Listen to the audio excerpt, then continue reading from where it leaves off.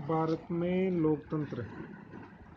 देखिए 15 अगस्त 1947 को भारत में ब्रिटिश औपनिवेशिक शासन का अंत हो गया था और स्वतंत्रता के उपरांत एक प्राचीन संस्कृति वाले देश भारत में एक नए युग का सूत्रपात हुआ। भारतवर्षियों के लिए मात्र स्वतंत्रता प्राप्ति ही अपने आप में अंत नहीं था, क्योंकि भारतीय स्वतंत्रता संग्राम के सेनानी केवल राजनीतिक स्वतंत्रता के लिए नहीं लड़े, बल्कि उनका उद्देश्य समाज में नई व्यवस्था की स्थापना करना था। आर्थिक व सामाजिक असमानताओं को घटाने, जनसाधारण की गरीबी, बेरोजगारी और अल्प रोजगार की समाप्ति, मानव गरिमा की पुनर्स्थापना, नागरिक अधिकारों की गारंटी, सांप्रदायिक स्वार्थ की पुनर्स्थापना तथा सभी को न्याय दिलाने के संबंध में स्वतंत्र भारत के नेताओं का एक स्पष्ट दृष्टिकोण था।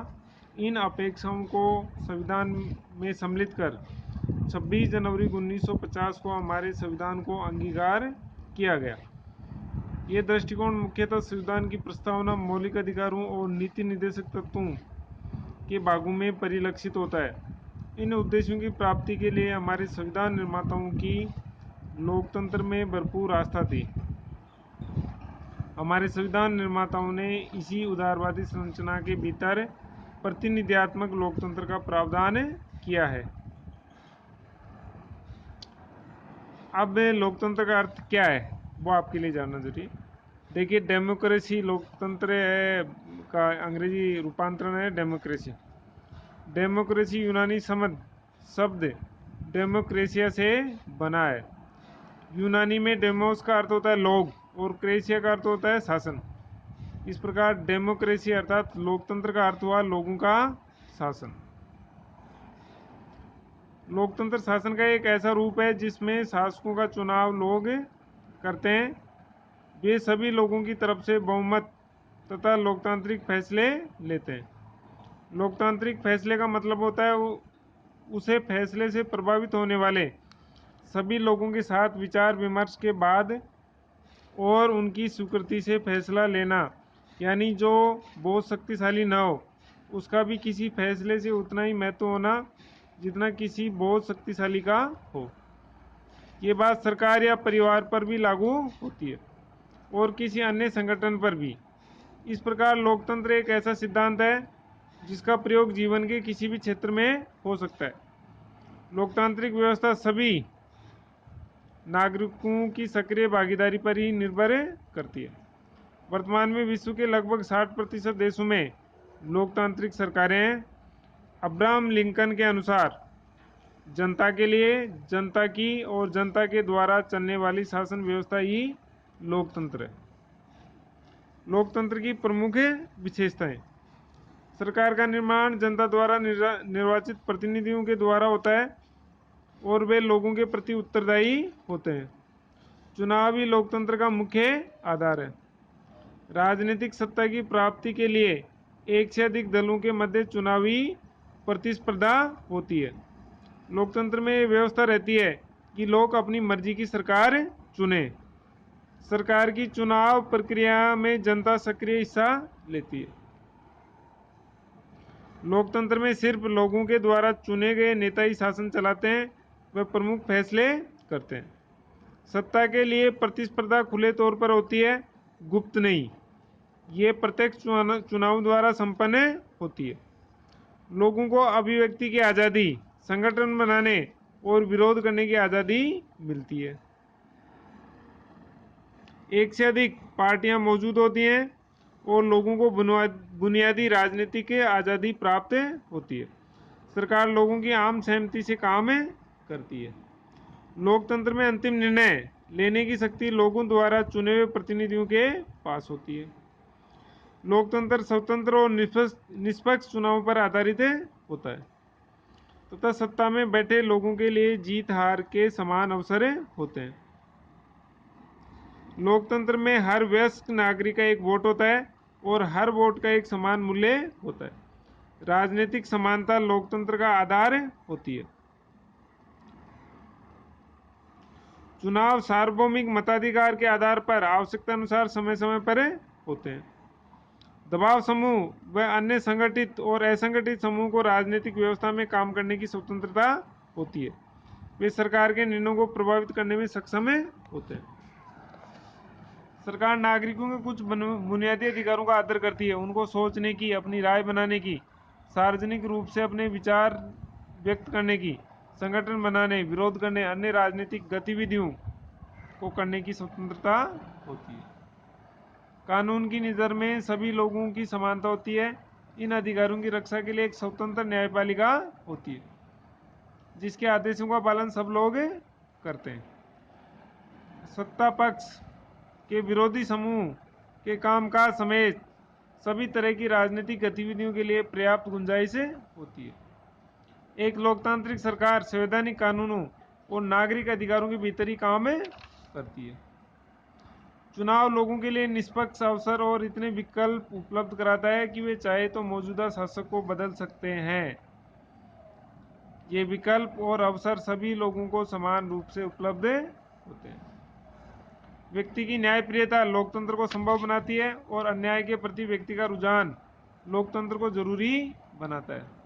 लोकतंत्र शासन का ऐसा तरीका है जो सुनिश्चित करता है कि हम जैसी सरकार के लायक हैं वैसी सरकार ही हम पर शासन करे। लोकतंत्र की सारी बुराइयों को और अधिक लोकतंत्र से ही दूर किया जा सकता। जनता के लिए एक आस है कि सरकार जन कल्याण व व्यक्तिगत अधिकारों के संरक्षण के लिए काम करती है। नागरिक स्वतंत्रताओं में भाषण की स्वतंत्रता, धार्मिक स्वतंत्रता, संघ बनाने की स्वतंत्रता आदि की गारंटी होती है। शक्तियों के पृथक्करण तथा एक दूसरे पर अंकुश लगाने की व्यवस्था होती है, जैसे कार्यपालिका पर विधायिका का नियंत्रण एवं इन पर न्यायपालिका का नियंत्रण। उपरोक्त विशेषताएं मुख्यतः सरकार के लोकतांत्रिक स्वरूप के विभिन्न पक्षों की ओर इंगित करती हैं। लोकतंत्र सरकार का ही एक रूप मात्र नहीं है, अपितु व्यापक और नैतिक तौर पर यह जीवन पद्धति है, समाज की एक व्यवस्था है, सामाजिक और आर्थिक संबंधों का तरीका है और अंततः एक आस्था पर आधारित प्रणाली है। ऐसी राजनीतिक और सामाजिक आर्थिक प्रणाली नागरिकों की गरिमा और समानता, स्वतंत्रता, भ्रातृत्व और न्याय के सिद्धांतों पर आधारित होती है, जिसमें सरकार जनता के प्रति उत्तरदायी होती है। इन आदर्शों, सिद्धांतों और प्रतिमानों को व्यवहारिक बनाने के लिए कुछ निश्चित शर्तों की आवश्यकता होती है, जिन्हें हम लोकतंत्र की आवश्यक शर्तें कह सकते हैं। इन सामाजिक शर्तों में प्रतिष्ठा पर आधारित सामाजिक समानता, विधि के समक्ष समानता तथा अवसरों की समानता, शैक्षिक और सांस्कृतिक दृष्टि से विकसित नागरिक, भेदभाव का अभाव एवं सामाजिक, सांस्कृतिक और शैक्षिक प्रक्रियाओं में सहभागिता के समान अवसर सम्मिलित हैं। आर्थिक परिस्थितियों से अभिप्राय व्यापक तौर पर विद्यमान असमानताओं की समाप्ति, गरिमा में जीवन के लिए आवश्यक न्यूनतम भौतिक आवश्यकताओं की पूर्ति, संसाधनों का न्यायपूर्ण वितरण, लाभकारी रोजगार के समान अवसर, समान कार्य के लिए समान वेतन और शोषण के विरुद्ध संरक्षण आदि है। राजनीतिक परिस्थितियों में विधि का शासन, नागरिकों में समानता तथा राजनीतिक मामलों में सहभागिता के समान अवसर, प्रत्याभूत और संरक्षित अधिकार, जिनमें विशेष रूप से विचार, निष्ठा और अभिव्यक्ति की स्वतंत्रता सम्मिलित है। इसमें नागरिक और राजनीतिक प्रक्रियाओं में सहभागिता की स्वतंत्रता, लोगों की अपनी अथवा अपने प्रतिनिधियों की सरकार, स्वतंत्र और निष्पक्ष चुनाव तथा असहमति और विरोध के प्रति आदर की भावना भी सम्मिलित होती है। तो ये लोकतंत्र की विशेषताएं हो गई। अब है लोकतंत्र के विपक्ष में तर्क। लोकतंत्र में नेता बदलते रहते हैं, इससे अस्थिरता पैदा होती है। लोकतांत्रिक व्यवस्था में इतने सारे लोगों से बहस और चर्चा करनी पड़ती है कि हर फैसले में देरी होती है। चुने हुए नेताओं को लोगों के हितों का पता ही नहीं होता है, इसके चलते खराब फैसले होते हैं। लोकतंत्र में चुनावी लड़ाई महत्वपूर्ण और खर्चीली होती है, इसलिए इसमें भ्रष्टाचार होता है। सामान्य लोगों को पता नहीं होता कि उनके लिए क्या चीज़ अच्छी है और क्या चीज़ बुरी है, इसलिए उन्हें किसी चीज़ का फैसला नहीं करना चाहिए। निश्चित रूप से लोकतंत्र सभी समस्याओं को खत्म करने वाली जादू की छड़ी नहीं है। लोकतंत्र ने हमारे देश या दुनिया के अन्य हिस्सों में गरीबी नहीं मिटाई। सरकार के स्वरूप के तौर पर लोकतंत्र सिर्फ इस बुनियादी चीज को देखता है कि लोग अपने बारे में खुद फैसले करें। इससे इस बात की गारंटी नहीं हो जाती कि उनके सभी फैसले अच्छे ही होंगे। लोग गलतियां भी करते हैं, ये भी सही है। लोकतंत्र में जल्दी जल्दी नेतृत्व परिवर्तन होता है। कई बार बड़े बड़े फैसलों और सरकार की कार्यकुशलता पर भी इसका बुरा असर होता है। अब पक्ष में तर्क। किसी भी स्वतंत्र और लोकतांत्रिक देश में कभी भी बड़ा अकाल और बड़ी संख्या में भुखमरी नहीं हुई। लोगों की जरूरत के अनुरूप आचरण करने के मामले में लोकतांत्रिक शासन प्रणाली किसी भी अन्य शासन प्रणाली से बेहतर है। गैर लोकतांत्रिक सरकार लोगों की जरूरतों पर ध्यान दे भी सकती है और नहीं भी। ये सब सरकार चलाने वालों की मर्जी पर निर्भर करेगा। पर लोकतंत्र में जरूरी है कि शासन करने वाले आम लोगों की जरूरतों पर तत्काल ध्यान दिया जाए। लोकतंत्र शासन पद्धति दूसरों से बेहतर है क्योंकि ये शासन का अधिक जवाबदेही और पारदर्शी बनाती है। लोकतंत्र का आधार व्यापक चर्चा और बहसें हैं। लोकतांत्रिक फैसले में हरदम ज्यादा लोग शामिल होते हैं। चर्चा करके फैसले होते हैं, बैठ के होती हैं। फैसलों में गलतियों की गुंजाइश कम से कम होती है। यद्यपि इसमें थोड़ा समय जरूर लगता है। इस प्रकार लोकतंत्र बेहतर निर्णय लेने की संभावना बढ़ाता है। लोकतंत्र मतभेदों और टकरावों को संभालने का तरीका उपलब्ध कराता है। लोकतंत्र नागरिकों का सम्मान बढ़ाता है। लोकतंत्र में नागरिकों की जो हैसियत होती है वह किसी और व्यवस्था में नहीं होती। लोकतंत्र राजनीतिक समानता के सिद्धांत पर आधारित है। यहाँ सबसे गरीब और अनपढ़ को भी वही दर्जा प्राप्त है जो अमीर और पढ़े लिखे लोगों को है। लोकतंत्र में लोग किसी शासक की प्रजा न होकर खुद अपने शासक होते हैं। अगर वे गलतियां करते हैं तब भी वे खुद इसके लिए जवाबदेह होते हैं।